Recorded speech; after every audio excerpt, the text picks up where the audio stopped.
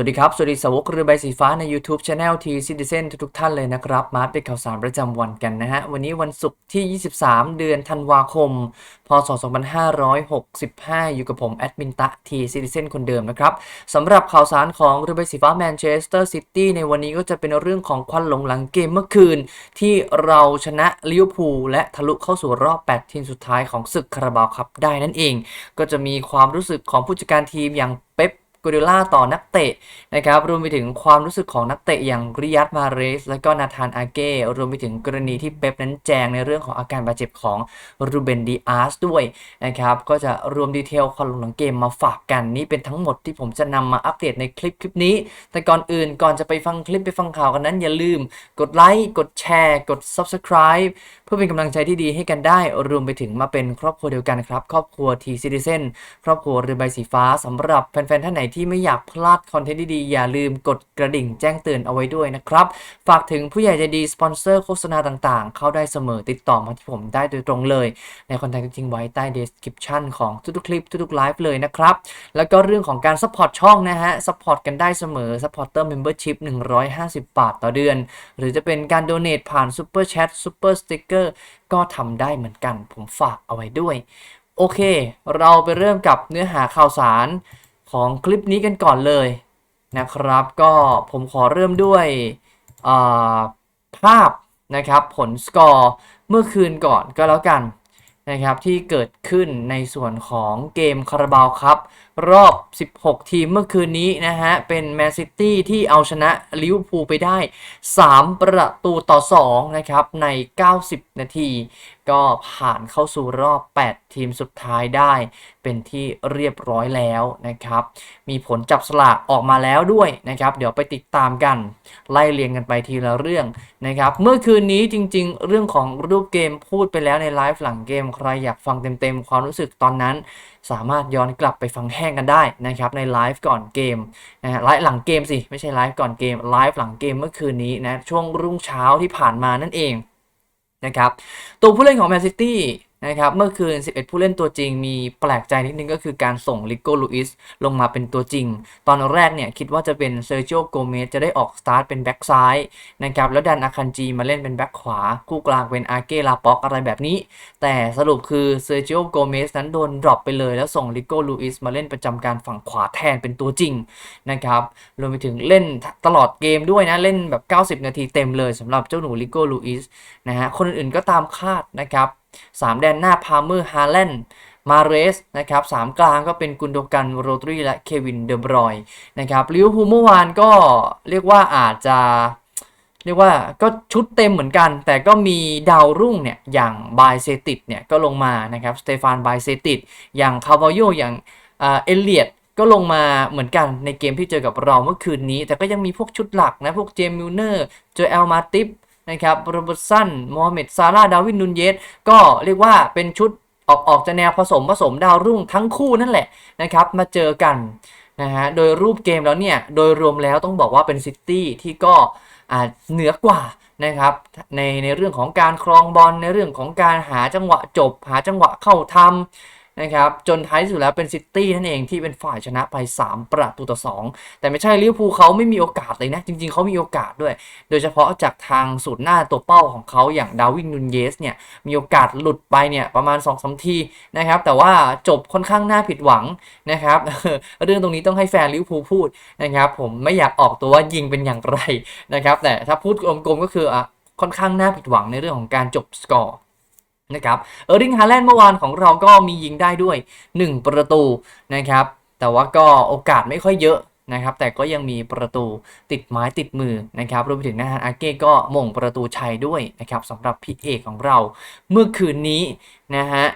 ไปฟังบทสัมภาษณ์นะครับความรู้สึกของเป๊ปหลังเกมกันหน่อยนะครับโดยรวมแล้วเจ้าตัวเองก็มีความสุขดีที่ทีมนั้นชนะนะแล้วก็ผ่านเข้าสู่รอบ8ทีมได้สำเร็จเป๊ปเนี่ยได้ออกมาชื่นชมนะครับนักเตะเรียกว่าเป็น Man of the Match ของเมื่อคืนนี้เลยนะครับนั่นก็คือทางเควินเดอบรอยนั่นเอง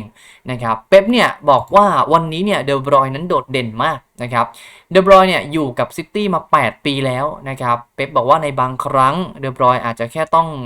จุดไฟในตัวเองให้ได้ ผมจะบอกว่าเขาเนี่ยต้องทุ่มเทให้กับตัวเองเขาเป็นนักเตะที่ยอดเยี่ยมมากๆนะครับทุกคนรู้นะครับว่าเขาทำอะไรได้บ้างนะครับเมื่อเขาสร้างสรรค์บอลแย่งบอลนะครับทุ่มเทให้กับทีมแอสซิสต์ทำประตูเขาเนี่ยเป็นนักเตะต้นแบบดีๆคนหนึ่งเลยนี่เองนะครับเรียกว่าเป็นนักเตะต้นแบบเป็นนักเตะแบบเรียกว่าให้น้องๆเนี่ยได้เจริญรอยตามได้เลยนะครับเป็นต้นแบบที่ดีเป๊ปบอกว่าผมรู้นะครับว่ามันไม่ใช่เรื่องง่ายที่จะหาความสม่ำเสมอแบบนี้ได้ในทุกๆ3วันนะครับแต่ในเกมสำคัญแบบนี้นะครับอย่างในวันเนี้ยนะเกมที่ผ่านมาเมื่อคืนเนี่ยนะครับบางอย่างในตัวผมเนี่ยรู้สึกบอกกับผมนะรู้สึกว่าเกมแบบเนี้ยเดอะบอยจะแบบวิ่งจะสู้นะครับจะแบบพยายามทำทุ่มเทเพื่อทีมนะครับแล้วก็เมื่อสิ่งต่างๆมันเกิดขึ้นนะครับทุกสิ่งทุกอย่างเกิดขึ้นแน่นอนว่ามันก็กลับไปหาเขาก็คือมิสเตอร์เควินเดบรอยน์นั่นเองนะครับทุกสิ่งทุกอย่างสร้างสรรค์มาจากเขานะครับเป๊ปบอกว่าผมจะพูดอะไรได้นะครับไม่รู้จะพูดอะไรได้แล้วนะครับ8 ปีที่ผ่านมาเนี่ยเดบรอยน์นั้นทำทุกอย่างเพื่อสโมสรแห่งนี้เขาคือตำนานอย่างแท้จริงนะฮะเขาเนี่ยจะถูกจดจำไปตลอดนะครับแล้วก็จะเป็นหนึ่งในผู้เล่นที่ยิ่งใหญ่ที่สุดนะครับยิ่งใหญ่ที่สุดเท่าที่สโมสรนี้เคยมีมาเลย นะนี่เป็นความรู้สึกของเป๊ปนะครับยกย่อง KDB นะครับแต่ก็มีพูดเบื้องต้นนั่นแหละว่ามันอาจจะเรียกว่ามันบางครั้งเดอบรอยอาจจะต้องพยายามจุดไฟในใจของตัวเองให้ติดนะบางครั้งเดอบรอยก็มีบทหลุดก็จะหลุดไปเลยนะคือแบบวันไหนเล่นไม่โอเคก็จะเล่นหลุดไปเลยนะครับบางครั้งบางแมตช์เนี่ยมันอาจจะไม่ได้มีอารมณ์ร่วมหรืออะไรก็ตามเนี่ยอย่างยกตัวอย่างในทีมชาติอะไรของเขาเนี่ยนะครับบางทีเหมือนพี่แกแบบนึกจะไม่จุดไฟในตัวเองก็ไม่จุดไม่ติดก็จุดไม่ติดซะอย่างนั้นนะครับแต่เขาเป๊ปเนี่ยรู้สึกว่าในเกมใหญ่ๆเกมสำคัญแบบนี้เดอบรอยมักจะจุดไฟของตัวเองเนี่ยจุดไฟในใจตัวเองติดเสมอนะครับเรื่องของเดอะบอยผ่านไปนะครับแล้วก็เป๊ปมีชมดาวรุ่งด้วยอย่างลิโก้ลูอิสนะครับแล้วก็โคพาเมอร์ที่ทำผลงานได้ดีในเกมค่ำคืนที่ผ่านมานะครับเป๊ปเนี่ยชื่นชมโคพาเมอร์และลูอิสนะครับบอกว่าทั้งคู่เล่นได้ดีอย่างน่าเหลือเชื่อมากๆนะครับผู้เล่นเหล่านี้เนี่ยจะมีอนาคตที่ยิ่งใหญ่และจะเป็นผู้เล่นที่ยิ่งใหญ่สำหรับแมนซิตี้ในอนาคตนะครับแล้วก็ชมลูอิสเป็นการพิเศษนะครับสำหรับเป๊ปเนี่ยเป๊ปบอกว่าสำหรับลูอิสนั้นถ้าไม่มีเขานะครับเราคงจะเล่นในแบบที่เราเล่นไม่ได้นะในเกมกับลิเวอร์พูลที่ผ่านมาผมประทับใจมากจริงๆนะเขาเป็นนักเตะที่น่าทึ่งสำหรับแมนซิตี้ในอีกไม่กี่ปีข้างหน้านะครับเขาฉลาดมากถ่อมตัวมากเขาอายุ18 ปีเองแล้วก็เล่นได้โดดเด่นนี่คือเรียกว่าจะเป็น Man of the Match ได้เลยนะครับเป๊ปบอกแบบนี้นะฮะแล้วก็แบบเหมือนจะการันตีแบบเบื้องต้นแล้วด้วยนะครับว่าเจ้าหนูคนนี้มีอนาคตกับซิตี้ชุดใหญ่แน่นอนอืมนะครับผมไปเห็นในเพจพี่ชูก็บอกว่าโอ้ยไม่ต้องซื้อแล้วแบ็คขวาไอคนนี้เลยนะครับคือยืนแบบแทนวอลเกอร์เป็นตัวหลักตัวเมนของซิตี้ในอนาคตได้เลยการเล่นเมื่อคืนตอบโจทย์แล้วนะครับตอบคำถามทุกๆคำถามแล้วคือแบบยิ่งเล่นยิ่งดีเล่นเด่นเกินอายุเล่นนิ่งเกินอายุนะครับกล้าลากกล้าเลี้ยงกล้าตัดสินใจกล้าทำเกมรุกในส่วนของเกมรับก็พัฒนาขึ้นด้วยเพราะฉะนั้นไม่ต้องไปหาใครครับนี่เลยลิโก้ลูอิสบอกเลยว่าเพชรที่แบบกำลังถูกเจรไนจากเป๊ปนะฮะสำหรับเจ้าหนูคนนี้รอติดตามรับชมความโหดแบบพุ่งทะยานได้เลยสำหรับในซีซั่นถัดๆไปนะสำหรับลิโก้ลูอิสนะนะครับเรียกว่าเป็นอีกหนึ่งแข้งที่ซิตี้ภาคภูมิใจก็แล้วกันนะครับปั้นดันจนโผล่ทีมชุดใหญ่จนได้อาจจะเป็นอีกคนหนึ่งที่เจริญรอยตามฟิลโฟเดนนะครับที่เป็นตัวเมนของชุดหลักชุดใหญ่ของซิตี้ในอนาคตนั่นเองนะครับอีกหนึ่งเรื่องนะครับก่อนจะไปในส่วนของทางผลจับสลากนะครับก็เป็นในส่วนของนักเตะที่บาดเจ็บนะครับเป๊ปแถลงหลังจบเกมนะครับมีคนหนึ่งนะครับที่บาดเจ็บอีกคนหนึ่งที่ไม่มีรายชื่อก็คือทางคาร์วินฟิลิปนะครับอันนี้แค่ไม่ฟิตนะครับสำหรับคาร์วินฟิลิปเป๊ปบอกแค่ไม่ฟิตนะครับกลับมาจากฟุตบอลโลกแล้วก็สภาพยังไม่ได้ดีที่สุดไม่ฟิตก็เลยไม่มีชื่อนะครับในเกมเมื่อคืนนะครับส่วนรูเบนดิอาสคนนี้อันนี้หนักนะครับเป๊ปบอกว่าดิอาสนั้นต้องพักเป็นระยะเวลายาวนานถึง1 เดือน นะครับเป็นอย่างต่ำนะครับเพราะว่าได้รับอาการบาดเจ็บมาจากศึกฟุตบอลโลกนะครับเป็นอาการบาดเจ็บที่แฮมสตริงนั่นเองก็ แต่ยังดีนะครับที่โอ้โหซิตี้แล้วก็ทีมงานนั้นเหมือนมองเห็นอนาคตอะนะครับเสริมเซนเตอร์แบ็กใหม่อีกคนหนึ่งนะครับนั่นคืออาคันจีซึ่งตอนนี้เซนเตอร์แบ็กของเราก็ยังมีให้ใช้งานถึง4คนจอห์นสโตนอาเก้อาคันจีและอเมริกลาป็อกเหลือๆนะครับเหลือๆเรียกว่าก็เป็นกำลังใจให้ดีอาร์นั้นหายไวๆก็แล้วกันจะได้กลับมาสู่ทีมนะครับกลับมามีบทบาทส่วนร่วมกับทีมอีกครั้งหนึ่งนะคนนี้ก็ไม่น่ามีปัญหานะครับ ก็รอแค่ฟิตก็จะกลับมาลงเล่นให้กับซิตี้ได้รอดูแล้วกันว่าเกมกับลีดยูไนเต็ดเนี่ยเจอทีมเก่าของเขาเนี่ยจะมีโอกาสได้ลงเล่นหรือเปล่าสำหรับคาร์วินฟินลิปสำหรับผลการจับสลากนะครับรอบ8ทีมสุดท้ายแมนซิตี้จะต้องไปเยือนเซาท์แฮมป์ตันนักบุญจากแดนใต้อีกหนึ่งทีมของแสลงของเรานั่นเองนะฮะเดี๋ยวเราติดตามกันนะครับว่าเราจะผ่านเข้าสู่รอบรองชนะเลิศได้หรือเปล่าในปีนี้สำหรับถ้วยคาราบาวครับคู่อื่นเป็นแมนยูเจอกับชาวตันนะครับบูฟเจอกับทางนอตติงแฮมฟอเรสต์และ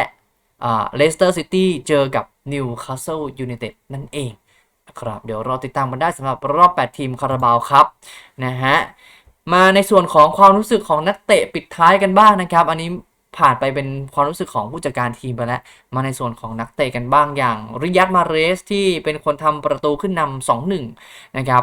มาเรสเนี่ยบอกว่าการทำประตูและช่วยทีมชนะเป็นเรื่องที่ดีเสมอนะครับแล้วก็โดยรวมแล้วมาเรสบอกว่าพวกเราทำได้ดีมากในวันนี้แล้วก็สมควรได้รับชัยชนะนะครับทุกคนกลับมาฟิตนะครับสภาพจิตใจก็ดีมากๆแล้วก็พร้อมที่จะเริ่มต้นใหม่อีกครั้งมาเรสบอกว่าการเจอกับลิเวอร์พูลในเกมออกสตาร์ทนะครับในช่วงครึ่งฤดูกาลหลังเนี่ยเป็นอะไรที่มีความท้าทายแล้วก็ยากเสมอแหละแล้วก็แต่ว่าเรานั้นทำได้ดีนะครับหลังจากเราได้ประตูที่3เราเล่นเกมรับได้ค่อนข้างดีแล้วเราก็รู้สึกมีความสุขแล้วก็แฮปปี้กับผลการแข่งขันผมไม่รู้ว่าที่เหลือเนี่ยนะครับในรอบ8ทีมเหลือทีมอะไรบ้างนะมาเรสให้สัมภาษณ์หลังจบเกมแต่ว่ามาเรสบอกว่าเราเองก็เอาชนะ2ยอดทีมนะครับทั้งเชลซีและลิเวอร์พูลมาได้นะครับเราเองก็จะเดินหน้าลุยแล้วก็โฟกัสต่อไปกับพรีเมียร์ลีกซึ่งตอนนี้สำคัญที่สุดสำหรับเรานะครับนี่เป็นความรู้สึกของริยัตมาเรสปิดท้ายกันที่ความรู้สึกของคนโขกประตูชายอย่างนาธานอาเก้บอกว่ามันเป็นเรื่องที่ดีที่ได้กลับมานะครับอาจจะรู้สึกแปลกๆนิดหน่อยแต่มันก็เป็นเกมที่ดีแล้วก็น่าตื่นเต้นเราเก็บชัยชนะได้นะครับดังนั้นมันจึงเป็นเรื่องที่ดีเรายังไม่ได้ลงฝึกซ้อมกันเยอะมากดังนั้นมันก็อาจจะยากในเกมนี้ทุกคนเล่นได้ดีนะครับทุกคนมีความเร็วนะครับมีความสดฟิตมันเป็นเรื่องที่ดีที่ได้เห็นอะไรแบบนี้นะครับปิดท้ายที่สุดแล้วนะฮะโปรแกรมการแข่งขันของ City Premier League 2 เกมในเดือนนี้ที่เหลืออยู่นะครับลีดยูไนเต็ดโปรแกรมถัดไปที่เราต้องไปเยือนนะครับ3 คืนวันพุธที่28นะครับตามเวลาประเทศไทยเราจะต้องไปเยือนลีดยูไนเต็ดนะครับแล้วก็ปิดท้ายกับการเจอกับเอเวอร์ตันนะครับในการเล่นที่เอติฮัดสเตเดียมส่งท้ายปีวันที่31ธันวาคม4 ทุ่มนะนี่เป็น2โปรแกรมที่เหลืออยู่ในปีนี้ของแมนเชสเตอร์ซิตี้นั่นเองนะครับก็ติดตามเชียร์เป็นกำลังใจให้กับทีมรักของเรากันนะใน2แมตช์ที่เหลือในปีนี้นั่นเองนี่เป็นทั้งหมดนะครับที่ผมนำมาอัปเดตให้กับแฟนๆได้รับฟังกันในวันนี้นะครับก็หวังว่าจะชื่นชอบกันสำหรับวันนี้เวลาในการรายงานข่าวผมกับ YouTube Channel T Citizen หมดลงแล้วต้องขอตัวลาไปก่อนสวัสดีครับ Come on City